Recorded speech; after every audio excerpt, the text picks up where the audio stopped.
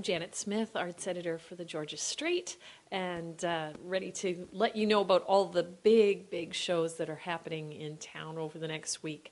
Among your choices are not one, but two Nutcrackers. And they're actually very different experiences, but both extremely high-quality experiences. The first one, which opens this weekend, is the Go Ballet's Nutcracker, and for the first time it's running over 2 weekends. So it'll run starting the 14th and then the next weekend over the 21st. It's a locally made production. It's our own kind of Vancouver tradition at Christmas time. It was always critically acclaimed even from when it opened.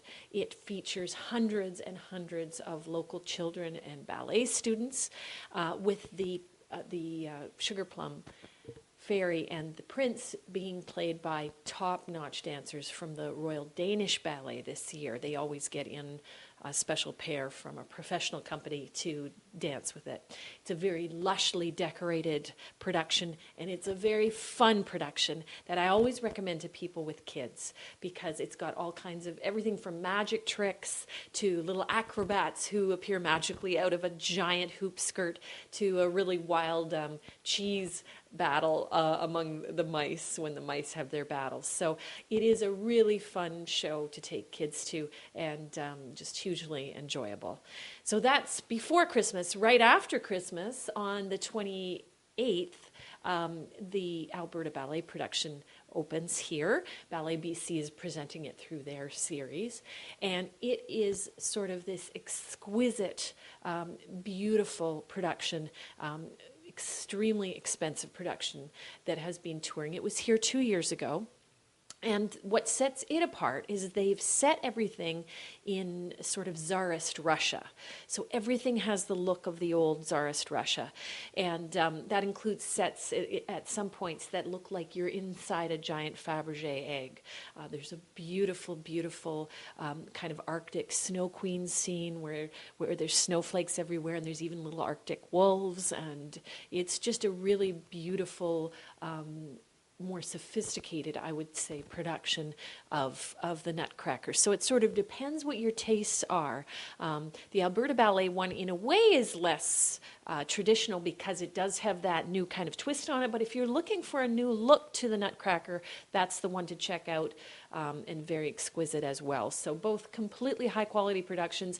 I'm going to see both, and I would recommend actually seeing both to anyone who is really into that beautiful score. Both of them have live orchestras, by the way. So, you know, it's a very huge experience with the live music and the giant casts that they both have.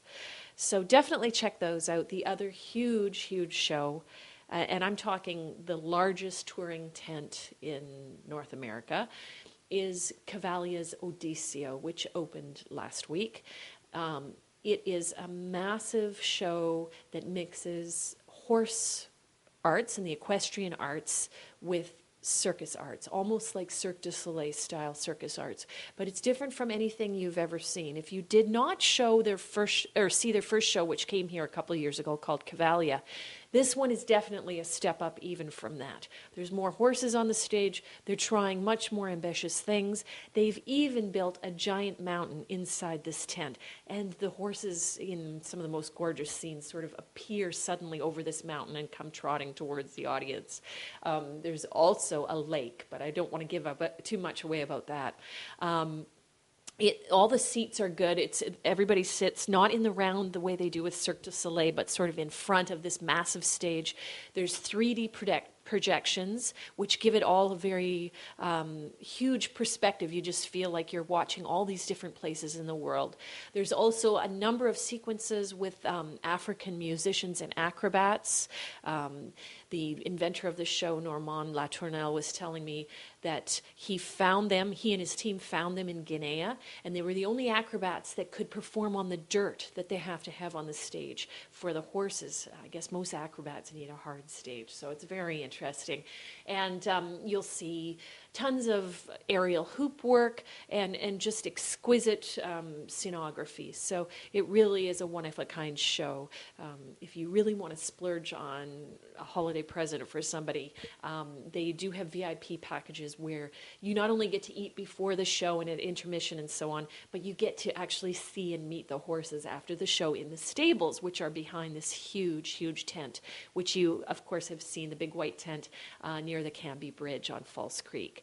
So definitely another very high-quality production. There's a lot to choose from this Christmas, so good luck with your choices. But no matter what you choose, I think you'll be satisfied with what you see.